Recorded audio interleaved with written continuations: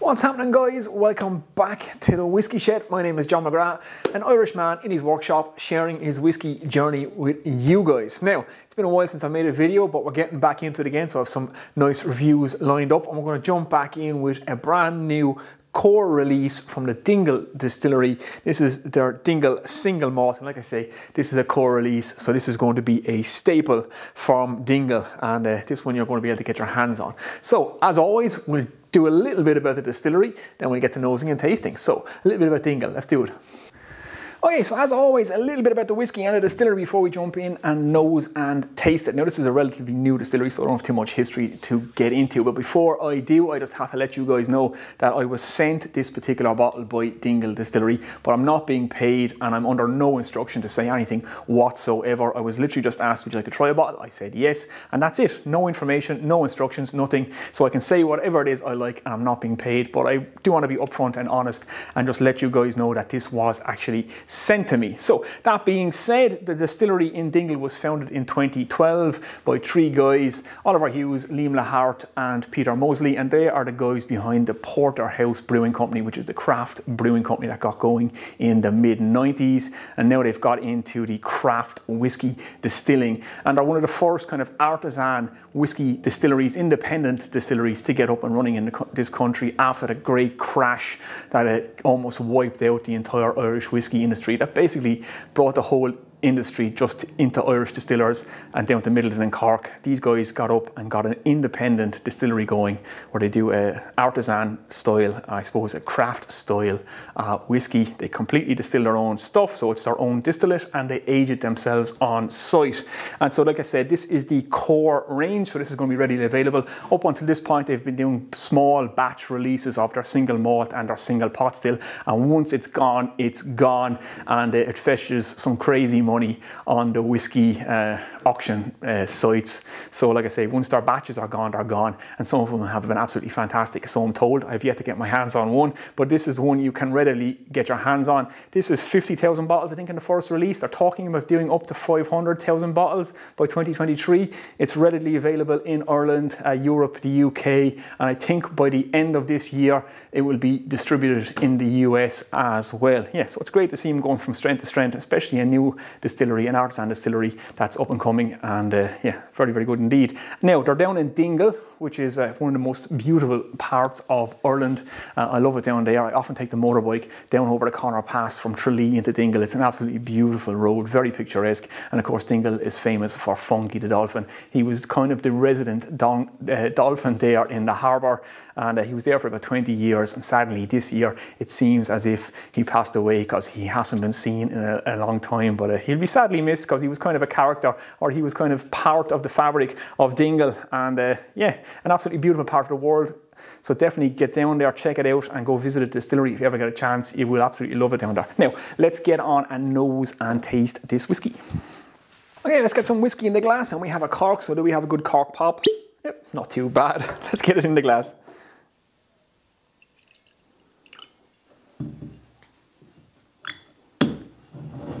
Okay, let's get nosing and tasting it, and this is one of these whiskies that already jumps out of the glass. I can already get it sitting on the table here in front of me. Now, a little bit about the whiskey. I should just say it is, like I said, it's a single malt. There's no age statement on the bottle, but I think it's between 6 to 7 years old is what's in this. It's aged in bourbon casks and sherry casks, so I think it's 61% PX sherry casks. So that's Pedro Jimenez Berries sherry, and it's kind of really sweet southern Spain sherry that comes from southern Spain, and 31% in first fill bourbon barrels. It is non-chill filtered, 46.3% ABV, and it's a natural colour as well, I believe, although it doesn't say that on the bottle, but I believe it is. So let's get nosing and tasting. So on the nose. So the very first thing I noticed about this, you can get the bourbon influence, so it has the toffee sweetness. That's the first thing I noticed as well when I opened the bottle. It has a kind of a real core of toffee, that's what I get from it, and then it's surrounded by a lovely citrus note. So to me it's kind of orange peel. I think they describe it as lime, but I'm getting more towards orange. It's definitely a citrus note surrounding that toffee. Quite nice. It has a little bit of spiciness to it as well. There's almost a little hint of pot still spice, even though it is a single malt, so there's no unmalted barley in this. But it's There's just a little touch of spiciness there. So I'd say a toffee core surrounded by a nice citrusy orange peel, a little bit of spice, potentially just a little touch of licorice in there. I can get a hint of just a malty note, a little woody note. And right there in the background, I can get a scent of the sea, believe it or not. Now this is aged down in Dingle, so it's right on the coast, but it has just that little hint of sea air. You know, I could just be imagining that, but I'm just getting it in the background. So very, very nice on the nose, very well balanced. There's no big, massive, bold, standout flavour. It's all kind of nicely balanced, but really, really nice. I could see this one being a real crowd pleaser.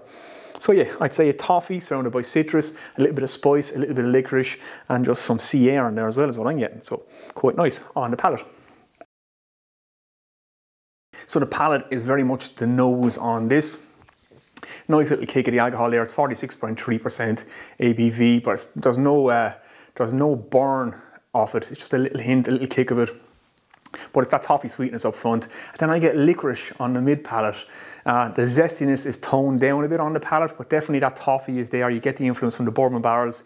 Not so much the sherry. There's a bit of sherry in there. Maybe that licorice kind of note, that kind of darker note is coming through from the sherry casks. It's PX sherry as opposed to the Oloroso sherry that you get in a lot of the whiskies. So it seems to be a little bit more of a subtle influence, even though it is, like I said, 61% of this is aged in that PX sherry cask. I get a kind of citrusy, toffee, spicy note on the palate as well. Another little sup. Yeah, definitely the toffee is there. A little bit of spiciness, a little bit of licorice in the mid palate. It kind of lingers then, a little bit of woody note, and then back to that licorice again. Now I'm wondering, is the licorice kind of coming from the PX cask? Because it's not the typical, I would say, sherry influence you would get, but very well rounded, very well balanced, really, really nice. I can see this one being a real kind of crowd pleaser.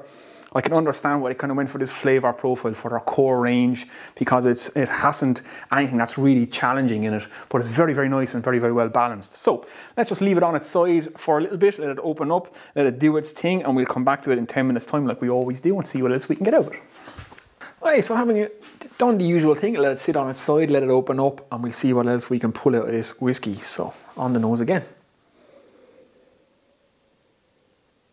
Okay, so having let it opened up, definitely the citrus now and the spiciness is to the forefront. The toffee has died back a bit. And I'm getting a bit more of that kind of sea air.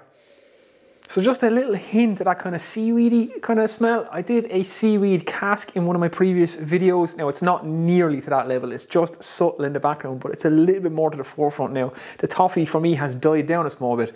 So it's definitely kind of a citrusy spiciness with a little bit of sweetness in there. Just a hint of that licorice. Yeah, very nice. It's an interesting kind of complex nose. It's not overpowering, it's not challenging in any one direction, but it's well balanced. So on the palate. So the toffee is still there on the palate, but now the mid palate is a lot more spicy. It's a much more spiciness to it, which is interesting. It's always interesting to see if we let a whiskey sit in the glass for a while, let it change, come back to it. Everything changes after your first sip, but you always pull a bit more out of it. So yeah, the toffee, a little bit spicy, lingering with the licorice. Definitely there's licorice in this and a little citrus note. Very, very nice, very, very well rounded. Like I said already, I can see why this is kind of the core range kind of flavour profile. Hopefully they can keep it that consistent because it's really, really nice. It's going to be a real crowd pleaser. I could see this making an absolutely excellent old fashioned because it has all that kind of ingredients you need for a really nice old fashioned. A little bit of spice, a little bit of citrus and some sweetness. And that kind of mix with all the stuff that goes into an old fashioned makes it really nice. So I'm interested to try and make an old fashioned with this, but yeah, very, very nice indeed. Retails in around €55, I think, which is about priced right for a single malt of this age from an artisan distillery. That's actually not too bad, and it's really nice what's in the bottle. It's very, very pleasant. So yeah, not too bad at all. So Dingle single malt, quite nice. Okay guys, so there we go. That's been my review / opinion on the new core single malt from Dingle for what it's worth. And I have to say, I really like this. Would I buy a bottle of this myself? I think absolutely. It's one I would like to keep on the shelf. It has all those really nice flavor profiles that I like. It's well balanced. There's nothing too challenging in it. It's a nice one to sit down and just nose and taste, I've found. And I'd say it would absolutely mix well as well. Like I say, you can make a really nice old fashioned with it. So I hope they do a core range pot still whiskey. I would love to see what that's like. Like I said, most of their batch releases, once they're gone and you can't get your hands on them, you will be able to get yourself a bottle of this. Priced in around 55 euros, which I think is about right for what it is. It's very, very nice indeed. Do I recommend it? Yes, absolutely. Get yourself a bottle, try it out, see what you think. It might become a staple on my shelf, because it is a nice whiskey indeed, and I'm anxious to try some of their pot still whiskies now after tasting that. And like I said, I hope they do a core range in the pot still as well. So that's it, guys. I'm going to get out of here now. So we shall do a little toast as always, and I promise it won't be that long before my next whiskey review. So slán off Macora. Shall see you in the next one. Take it easy.